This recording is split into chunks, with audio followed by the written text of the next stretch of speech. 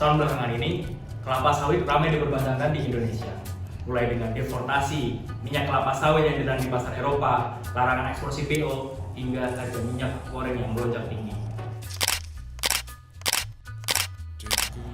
Perkebunan kelapa sawit telah seabad menjadi tulang punggung pemberdayaan ekonomi. Industri kelapa sawit telah menyediakan lapangan pekerjaan sebesar 16 juta tenaga kerja, baik secara langsung maupun tidak langsung. Tidak saja menyerap banyak tenaga kerja, tetapi juga telah membuktikan diri sebagai salah satu penyumbang devisa terbesar. Melansir berbagai sumber, tidak semua alat tukar atau mata uang ini bisa menjadi devisa suatu negara. Namun sejauh ini kelapa sawit menyumbang devisa negara terbesar sepanjang 2020 sebesar 25,6 miliar dolar Amerika atau sekitar 358 triliun. Dengan sebesar devisa itu, industri sawit juga telah membuat neraca perdagangan Indonesia mengalami surplus sebesar 21,7 miliar dolar pada 2020. Kelapa sawit bahkan jadi penyumbang devisa negara terbesar dalam 20 tahun. Salah satu perusahaan terbesar yang bermain pada industri ini di Indonesia adalah PT Astra Agrolestari.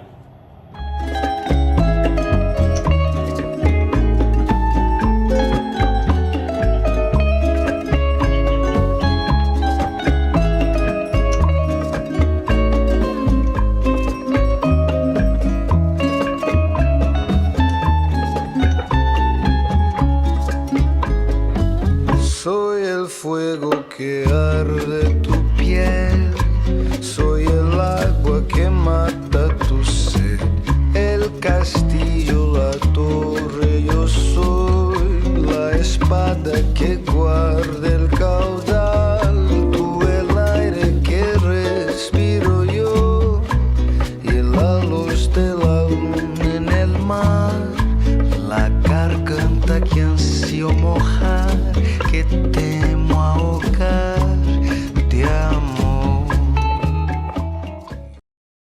Ya, Astra. Kalian nggak salah dengar Astra. Perusahaan konglomerat multinasional yang sangat berkuasa dan memiliki power di Indonesia. PT Astra Agrolestari adalah anak usaha Astra Internasional yang bergerak di bidang pertanian. Astra Agrolestari ini merupakan salah satu perusahaan perkebunan dan produsen CPO terbesar di Indonesia. Hingga saat ini, luas area perkebunan kelapa sawit tertanam yang dikelola Astra Agro adalah 286.727 hektar yang tersebar di Pulau Sumatera, Kalimantan, dan Sulawesi. Bergerak di bidang manajemen bahan-bahan perkebunan seperti kelapa sawit, karet, teh, coklat, dan minyak masam.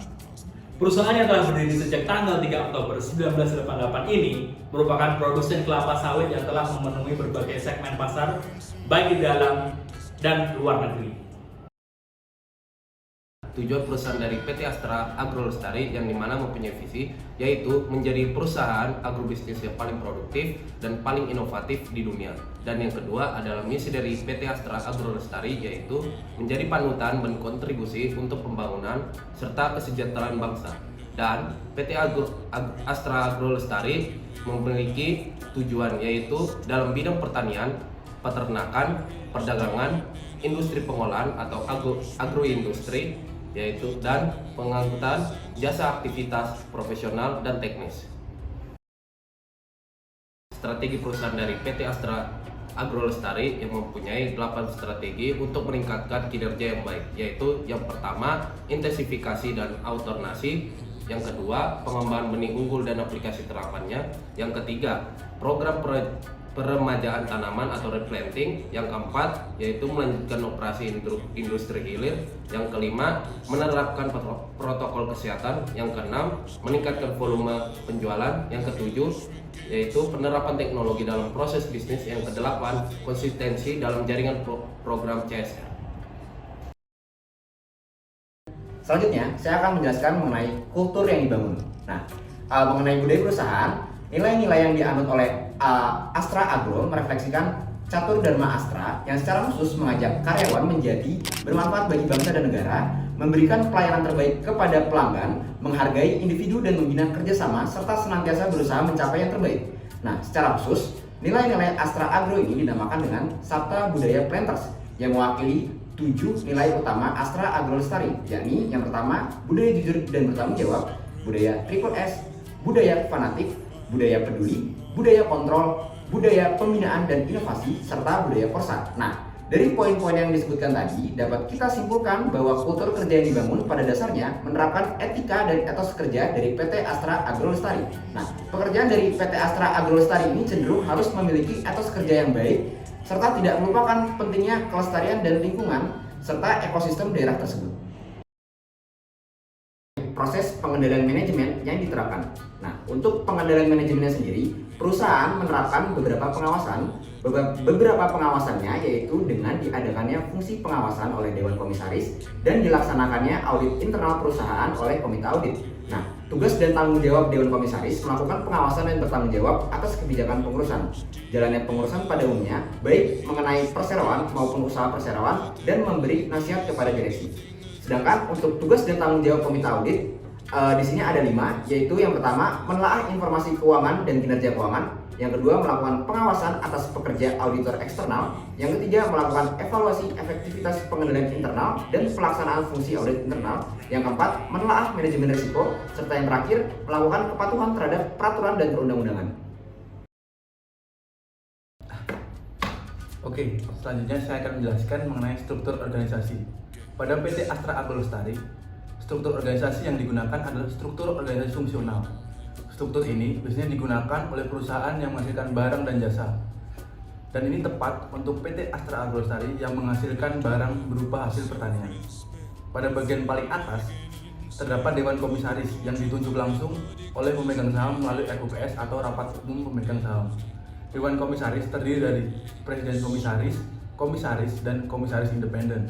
Kemudian, Dewan Komisaris memilih Dewan Direksi yang terdiri dari Presiden Direksi, Wakil Presiden, dan Direktur beberapa bagian fungsional.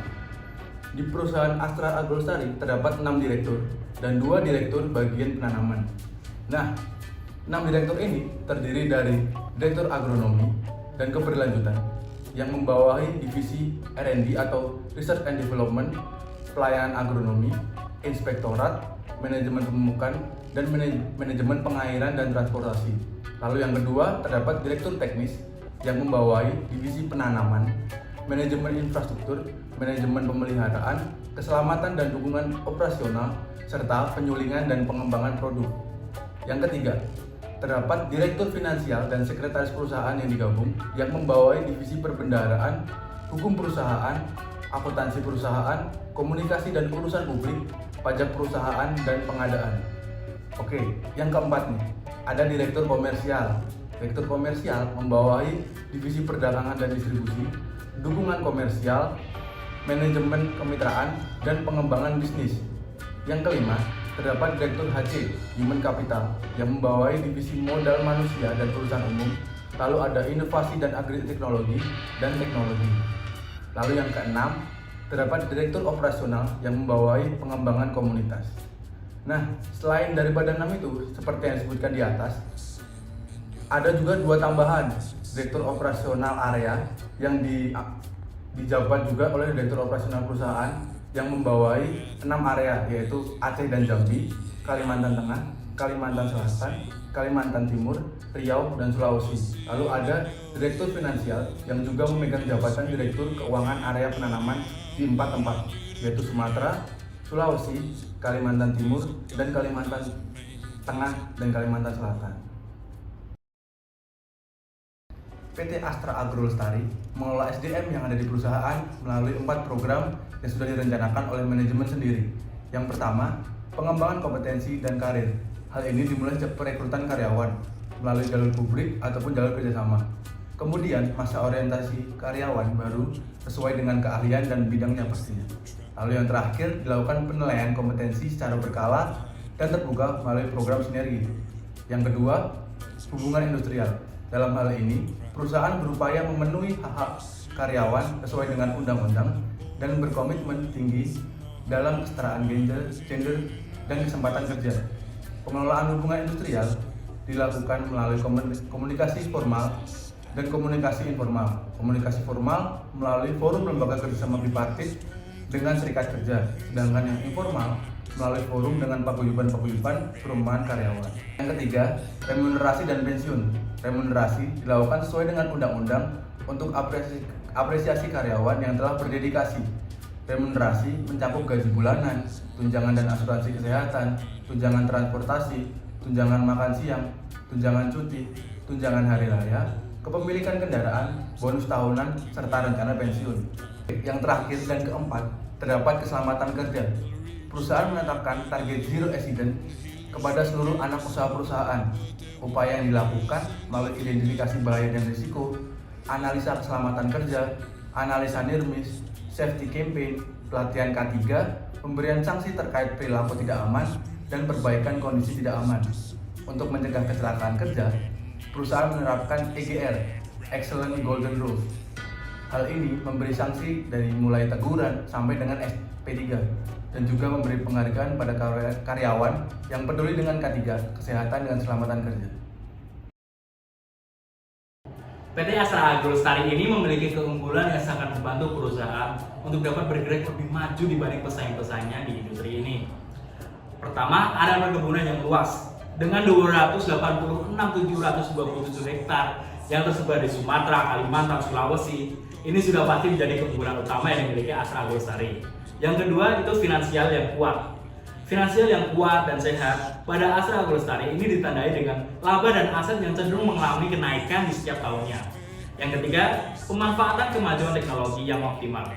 Sejak 2017, Astra Agro ini meluncurkan aplikasi-aplikasi berbasis teknologi informasi yang dirancang untuk mencapai produktivitas yang excellent.